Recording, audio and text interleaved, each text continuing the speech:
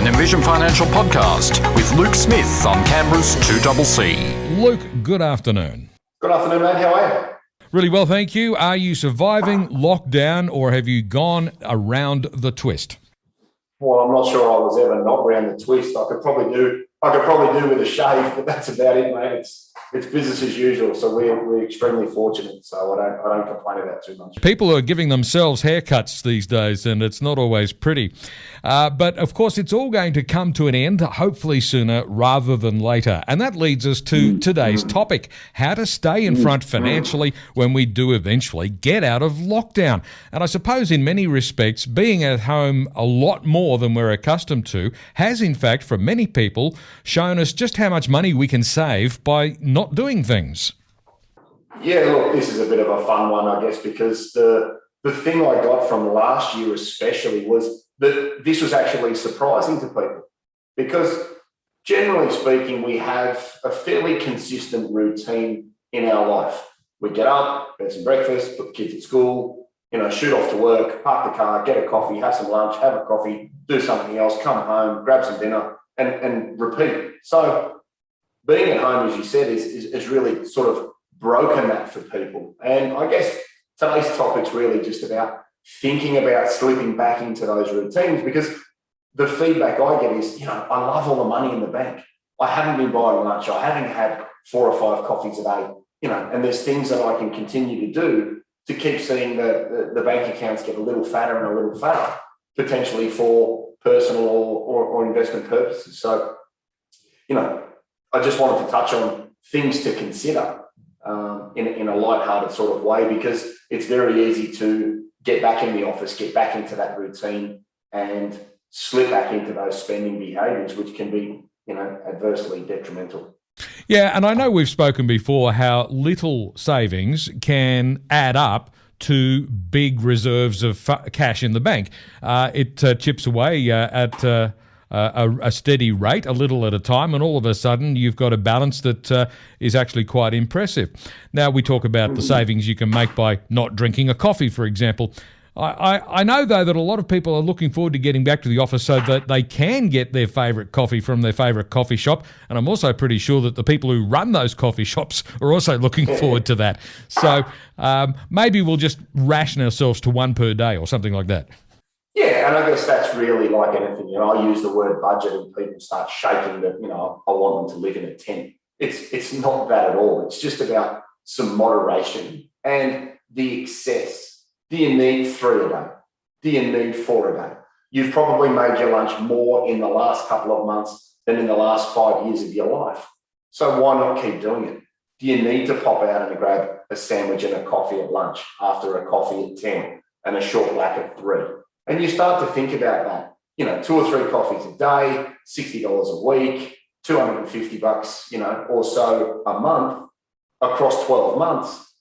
It starts to become far more significant than you realise. So it's really just about looking at the behaviours that have changed. Do I need the same level of dry cleaning? Have I been wearing the same number of clothes? Do I need to go out just for the sake of being supposedly free? Do I now need to go bananas? You don't need to be a kid in a candy store, because that can obviously eat into savings and unravel the great behaviours that have been forced upon you by staying at home.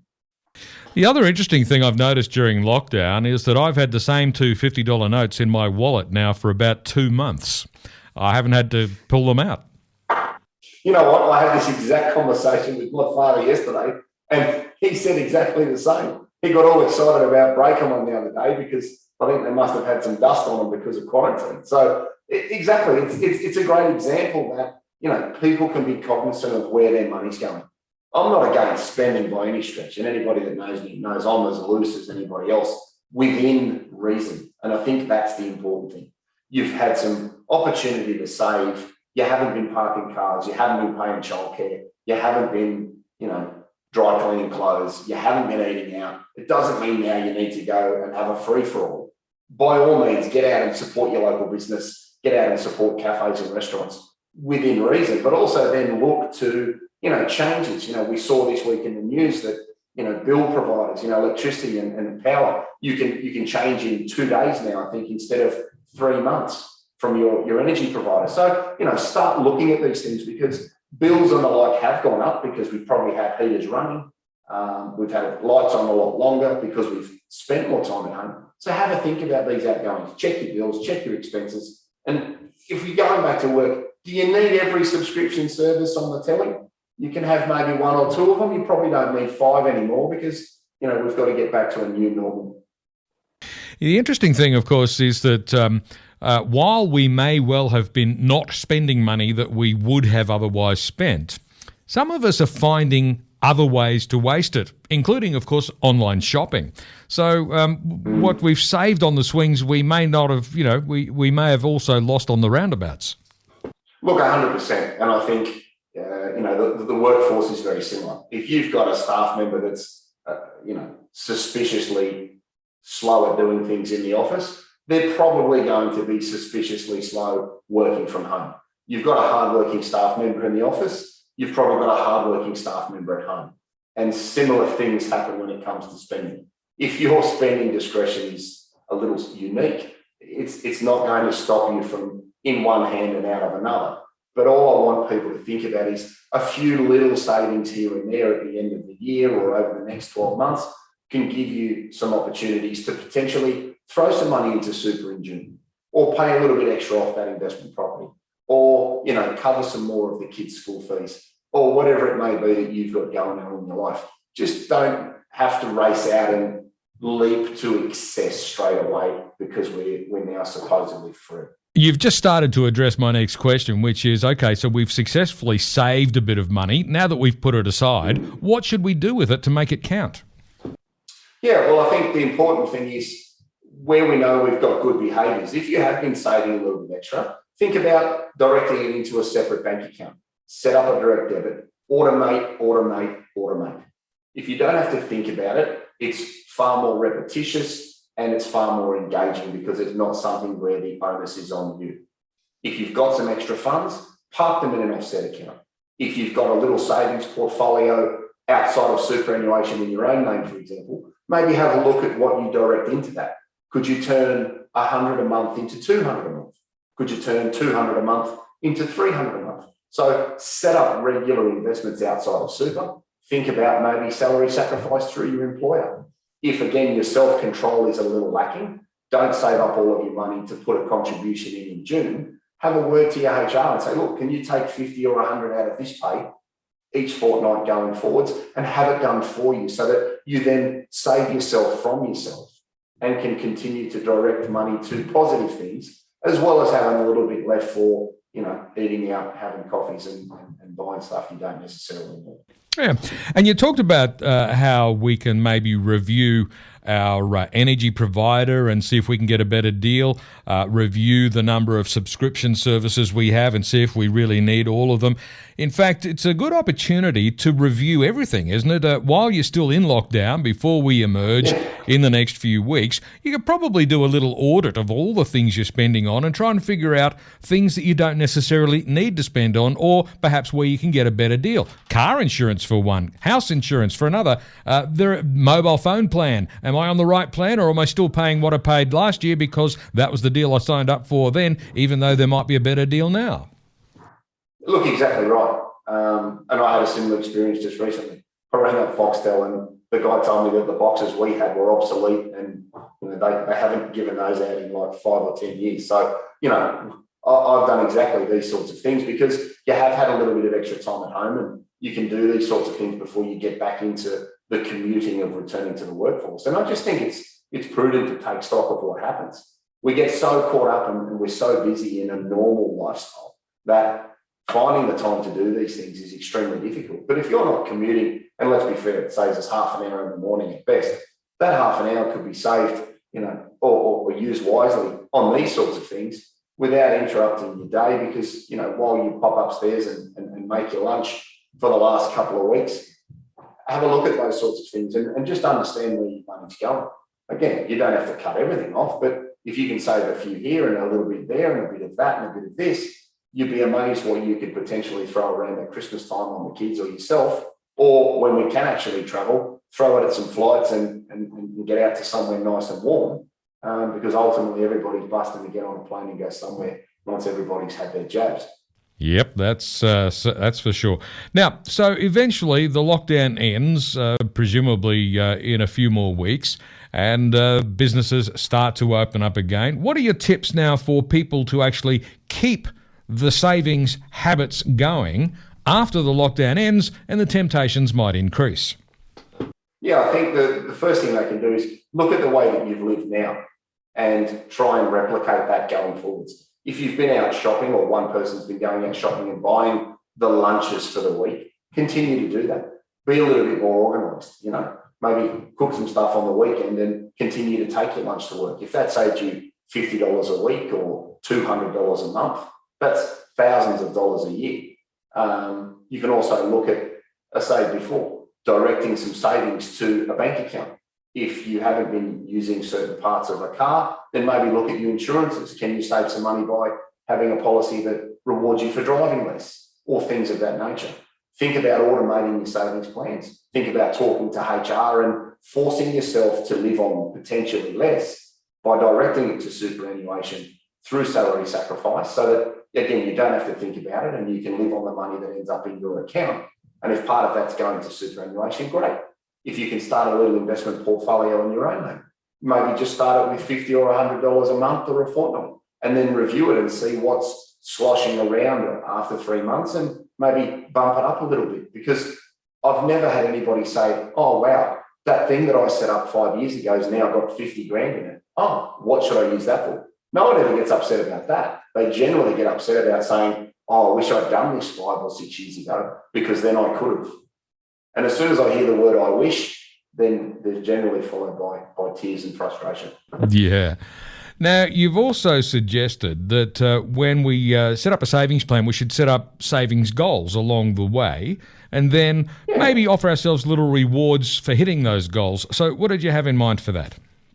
Yeah, so what I mean by that is if you're going to commit to trying to do something, a bit like going on a diet, it's difficult and it's frustrating and nobody likes changing their behaviours, but you lose a kilo, you lose another, and it starts to really get some momentum. And then you become more engaged with it. You go, well, maybe I could lose 5, maybe I could lose 6. And saving's no different. If you say, well, at the end of a quarter, or maybe it's the 1st of October, by Christmas, I'd really like to save X amount, and make it realistic. And if you hit that goal, then reward yourself with something. Go and buy the shoes you like. Go and buy some Jordans. Buy some new golf clubs. Buy some handbags. Whatever tickles your fancy. Go out and reward yourself, so that you don't just feel that it becomes a condition or a punish or a drudge through your week to try and get to your goals. Reward yourself for the things that you actually achieve, because that'll keep you engaged and keep you moving forwards in a positive light. You lose a few kilos, go out and have a lunch, have a little cheat. Okay, not the end of the world.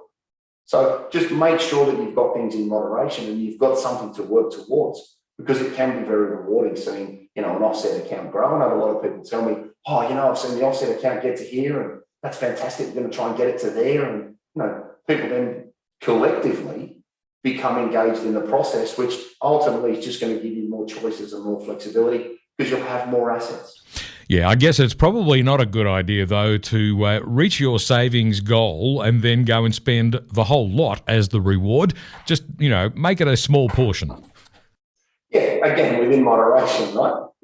You don't need to go on a 2-week bender because you lost 5 kilos and put 7 on. So, again, all within moderation. Moderation, yes. It must be a wonderful place to live. People keep telling me, yes, you got to live in moderation. Well, okay, I've never been there, but must be a nice place to visit, I guess. I think it's like the end of a rainbow. Yeah, you never quite find it. All right, so we're talking about how to stay in front financially when we finally get out of lockdown, which is looking like it's going to be in the not too distant future. Fingers crossed, and of course, depending on reaching those vaccination targets and things going well. And we're being a little bit optimistic here. We're hoping to be able to get out and about once again. But all of those things we've learned while we've been in lockdown about how you can actually save quite a lot of money by not spending on some of the things you would have otherwise spent the money on. And as you said, Luke, people have been quite surprised by just how much money they've been able to save. It really adds up, doesn't it? Yeah, look, that's been, especially from last year when we had that initial lockdown period, the one thing that I was having conversations with people about was look at the choices I now have because of the amount of money that ended up in a bank account. Again, because we live in an instantaneous world where you have pay wave and you're tapping stuff, and it's very difficult to get an understanding of your living costs when all you're doing is waving around cards and not handing over money where there's an emotional transaction associated with what you're buying. So it's really a thing that was prevalent last year, and I think it's continued this year because we've had this second extended period where, you know, the discretionary spending has been limited through our own behaviour, not by choice. So I think making the most of it's really important.